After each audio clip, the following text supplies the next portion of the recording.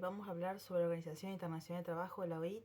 La OIT trabaja bajo la Agencia Nacionales Unidas. La principal función es promover la justicia social y los derechos laborales. De la OIT, la Organización Internacional de Trabajo, se desprenden la ley 26.844, ¿sí?, que regula los derechos del trabajador. Eh, Sobre todo, cuando hablamos de los derechos, hablamos de las horas laborales trabajadas, el sueldo, el aguinaldo, las vacaciones, los diferentes tipos de licencias. Vamos a hablar del concepto altas y bajas. ¿Cuándo decimos alta? Alta es cuando empezamos a trabajar bajo un contrato de trabajo y baja es cuando dejamos de trabajar. Entonces, primero se hace un periodo de prueba, que son 3 meses, que es un contrato que se realiza por 3 meses y después caduca, entonces la persona deja de trabajar. Primero tenemos una baja también, que es cuando dejamos de trabajar, que debe haber un preaviso. ¿Cómo lo hacemos a ese preaviso? Si tenemos menos del año trabajado, es 10 días de anticipación a través de una carta. Y si tenemos 30 días, es porque vamos a tener trabajados mayor de un año. O sea, cuando pasamos el año de haber trabajado, tenemos 30 días para realizar un preaviso. Pero cuando trabajamos menos, tenemos 10 días. Después tenemos también la baja por indemnización. La indemnización es cuando nos despiden. Entonces, ¿cómo se calcula? Un mes trabajado por año. Entonces, si trabajamos 2 años, nos van a pagar 2 meses. Y ese mes se calcula con el mayor promedio redituable. O sea, en ese año, en el mes donde más se cobró, es donde vamos a remitirnos a ese mes. O sea, si trabajamos un año, nos van a pagar un mes. Después tenemos la liquidación por renuncia. Cuando nosotros renunciamos, lo que tenemos que hacer es un telegrama que lo elevamos al correo argentino. Entonces firmamos el telegrama donde van a figurar y nos van a tener que pagar los días trabajados, las vacaciones y el aguinaldo.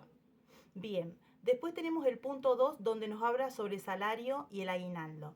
El salario es el salario mensual que lo vamos a tener en un convenio y el aguinaldo es el sueldo anual complementario, o sea, cada 6 meses. Se pagan en junio y en diciembre y vendría a equivaler al 50% del sueldo. Entonces, por ejemplo, se toma el mes donde mayor obtuvimos la remuneración. Entonces, por ejemplo, se multiplica por 6 y se divide por los 12 meses. El sueldo, por ejemplo, cobramos 7.000 pesos, dividido un mes, 7.000 pesos. Lo dividimos por los 12 meses y lo multiplicamos por 6. Entonces esos 7.000 van a pasar a ser 3.500 pesos. Entonces nosotros de aguinaldo vamos a tener 3.500 pesos. Bien, después cuando hablamos de las jornadas trabajadas, la jornada laboral generalmente son 5 días laborales. A veces podemos tener un descanso que sea doble o que sea simple, una semana trabajada de 5 días, descansamos sábado y domingo, o una jornada laboral de lunes a sábado y descansamos simple.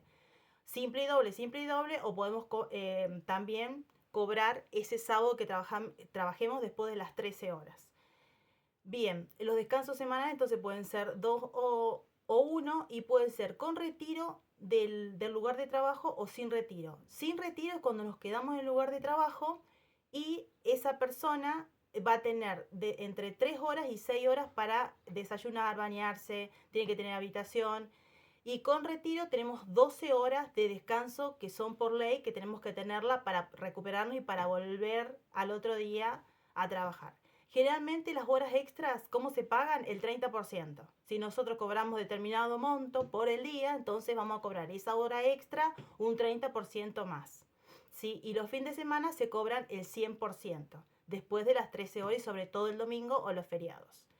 Bien, en el punto 5 nos vamos a ir a los tipos de licencias. Las licencias pueden ser por enfermedad y lo primero que tenemos que hacer es llamar al locador, le vamos a decir que no podemos trabajar y vamos a presentar un certificado que conste por qué enfermedad tenemos o qué eventualidad tenemos y por qué no nos podemos presentar a trabajar. Tenemos las licencias por enfermedad que, por ejemplo, menos de 5 años trabajados nos corresponden hasta 3 meses. Después de los 5 años de trabajo nos corresponden de 6 meses o más. Después tenemos la licencia por maternidad que se toma una vez que nosotros hayamos presentado el certificado de FPP, que es la fecha probable de parto, que generalmente empieza a regir después de las 12 semanas. Entonces nosotros vamos a presentar ese certificado y lo va a pagar el ANSES. Y se tienen que, nos dan 90 días, que lo podemos tomar 45 días antes del nacimiento y 45 días después del nacimiento. Después tenemos las licencias especiales, que son la licencia por nacimiento, que generalmente al hombre, al papá del bebé, le dan 2 días corridos. Por fallecimiento de hijo, cónyuge o padres, 3 días seguidos. Y los días licencias por matrimonio, que nos dan 10 días. ¿Sí? Muy bien, terminando con las licencias, nos vamos a los derechos y obligaciones. Generalmente los derechos son a tener obra social. La obra social que se tiene en los hogares particulares es los PAC, ¿sí? La obra social del personal a cargo del hogar. Y vamos a tener derecho a la jubilación, generalmente pasado hasta los 30 años de servicio, el hombre con 65 años y la mujer con 60 años de servicio. Y si no llegamos, ¿qué regula esta ley? La regula el régimen de seguro social. Entonces, si nosotros no llegamos con los años de servicio, vamos a tener el plan provincial, ¿sí? Si no llegamos. Después, otro derecho es la sindicalización. ¿Qué significa? Que vamos a tener un sindicato que nos ampare y que nos aconseje. El sindicato es la UCAP.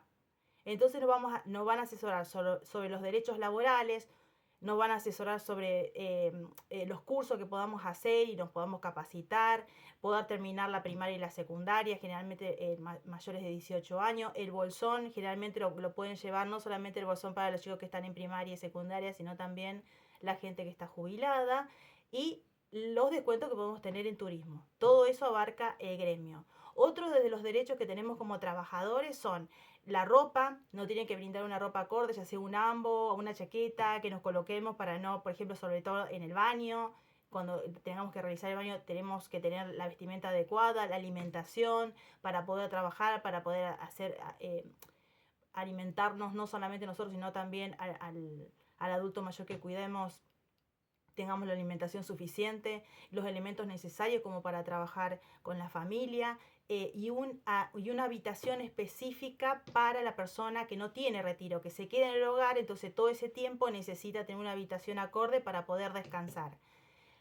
Dentro de las obligaciones que tenemos son cumplir con las tareas asignadas que tenemos en el hogar, ya sea si tenemos un adulto saludable, como lo hemos visto, o un adulto mayor que tenga una patología de base. Entonces tenemos determinadas tareas que nosotros vamos a acordar con la familia. El cuidado de la familia, la colaboración y la preservación de la intimidad de esa familia. Ahora nos vamos a ir al punto 2. El punto 2 nos habla sobre los procesos de registro que tiene que tener el que contrata al trabajador. Uno de esos derechos son fundamentales para el trabajador y para el empleador. Vamos a tener el contrato de trabajo que lo realizamos a través de la FIP, lo va a realizar el locador. Entonces va a hacer ese contrato ya sea por el home banking, por la plataforma o por teléfono.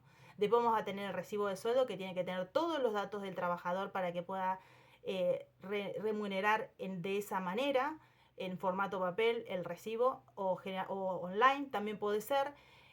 Otra es el aporte a la RT. La RT, que es la aseguradora de riesgos de trabajo, que siempre todos los meses tiene que aportar por cualquier siniestro. Y los aportes y contribuciones. Y vamos a tener ahí los descuentos que se le hace al trabajador por la obra social, por la extensión que pueda tener con la familia, la cantidad de horas trabajadas, y el mínimo tiene que ser semanalmente 16 horas. Bien. Otros derechos que tiene el trabajador son la tarjeta SUBE. Si se encuentra en una ciudad, vamos a tener un descuento, una diferencia de precio con la tarjeta SUBE. La U, que es la asignación universal por hijo, hasta 5 hijos puede pagar. Después tenemos que le puede cubrir hasta los 17 años y en caso de hijo con discapacidad no tiene límite.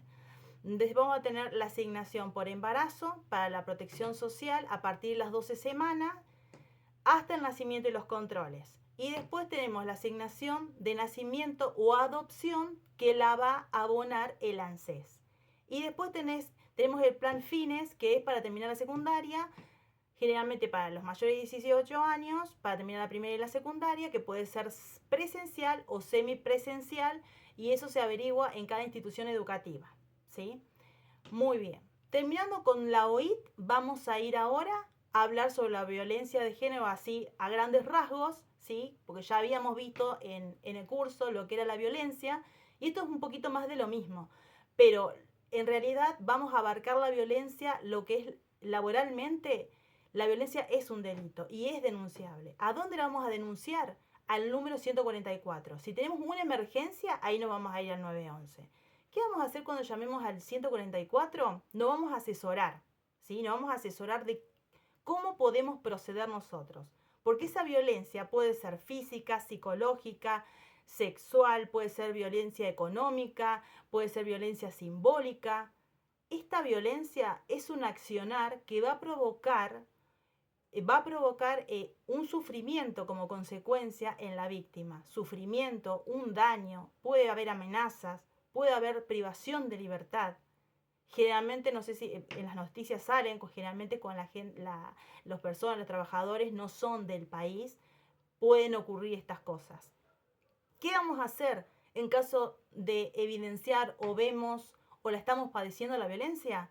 Primero, llamar por teléfono para asesorarnos al 144. Después tenemos que buscar un refuerzo legal para que un abogado, ya sea de la Defensoría del Pueblo, un abogado nos pueda solventar y nos pueda sacar todas las dudas en cuanto a lo que nosotros estamos viviendo. Y el uso de la tecnología también, porque ahora con la IA y demás tenemos muchas cosas para poder leer y asesorarnos con respecto a lo que es la violencia de género. ¿Cómo la vamos a prevenir? La vamos a prevenir a través de la educación en función de la sensibilización social para romper con los estereotipos que están relacionados históricamente, ¿sí? Con esas relaciones de poder y discriminación que vienen históricas hacia el grupo más vulnerable. Después también podemos fomentar el empoderamiento económico y de la mujer, fortalecer las leyes para la protección de las víctimas y la sanción a esos agresores. Puede ser, esta violencia, ¿cómo puede ser? Puede ser en diferentes ámbitos, como por ejemplo el ambiente laboral, el ambiente doméstico, instituciones, puede haber violencia a través de los médicos, mediática. Y entonces nos vamos a respaldar y vamos a poder abarcar toda esta violencia a través de la ley 26.485. ¿Sí? Entonces, ustedes tienen cada una en las páginas, van a poder ver que, por ejemplo, la ley de la OIT está respaldada bajo la ley 26.844 en la página 12.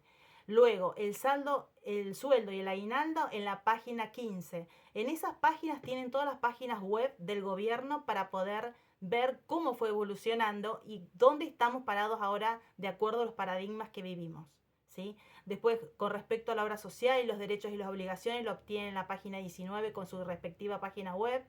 Con respecto al proceso y al registro, para poder registrar, o si ustedes se forman una red y realizan una asociación, también tienen en la página 25 cómo registrar y la página las va guiando para poder hacerlo.